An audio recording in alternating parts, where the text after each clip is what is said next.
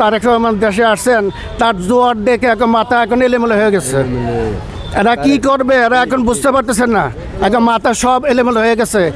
বিসমিল্লাহির রহমানির রহিম। আমার নাম আবুল কাশেম। আমি এই এলাকায় আজকে 15 বছর ধরে থাকি।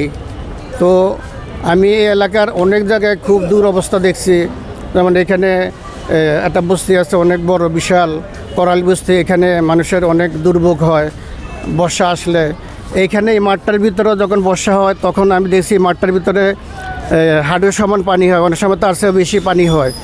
তারপরে আপনার গুলশান বনানী, তারপরে বাসানটাক, এইসব দিকে এই জায়গায় অনেক ধরনের সমস্যা আছে। তো আমাদের এই এলাকায় যেহেতু আল্লাহ রাব্বুল আলামিন এখন সুযোগ্য জিয়াউর রহমানের সন্তানকে দায়িত্ব দিয়েছেন এখানে দাঁড়ানোর জন্য, এই জন্য আমি আপনাদের মাধ্যমে বলতে চাই যে এই এলাকায় একটা সুযোগ আসছে, আমরা এই সুযোগ হাতছাড়া করবেন না।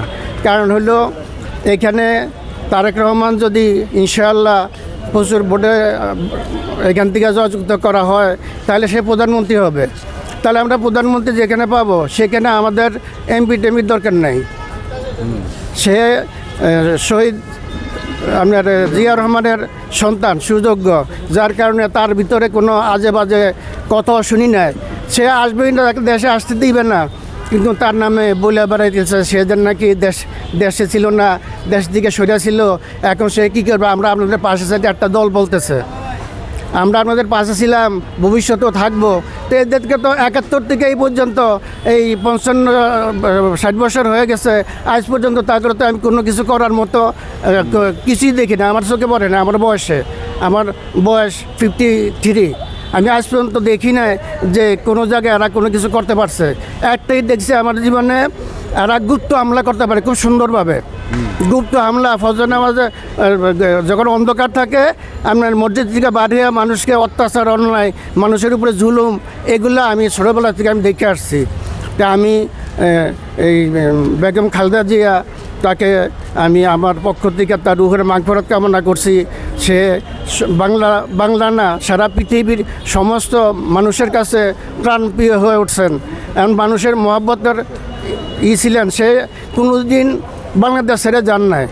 এত অত্যাচার নিপীড়ন করা হয়েছে, তাকে বলা হয়েছে যে আপনার দেশের বাইরে চলে যান, আপনাকে কিছু করা হবে না, কিছু বলা হবে না। সে বলছেন না, আমার দেশ এই বাংলাদেশ, আমার ছেলেপেলে এই বাংলাদেশের সব ছেলেপেলে আমার ছেলেপেলে।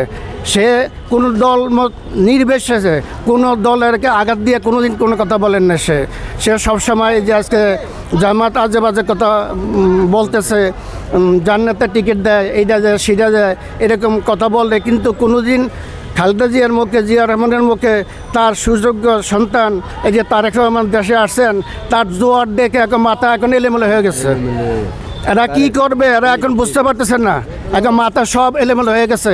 যে দিকে তাকায় ডাইনে বাই পিছনে সব দেখে খালি তারেক রহমান আর ধানের শীষ। এখন এরা পাগলের মতো এখন কি করবে, মাথা নষ্ট হয়ে গেছে। মানে কি করবে মানে বুঝতে পারতেছে না। একদলকে গুপ্ত বললে তারা এত ক্ষিপ্ত হয়ে গেল।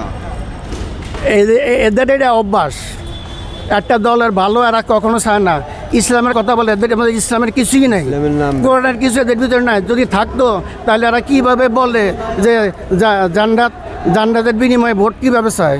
আপনি দেশের নাগরিক অধিকার, সবাই ভোটের কথা বলতে পারেন। আমি আপনার কথা বলবেন, সবার কথা বলবেন, কি বলেন?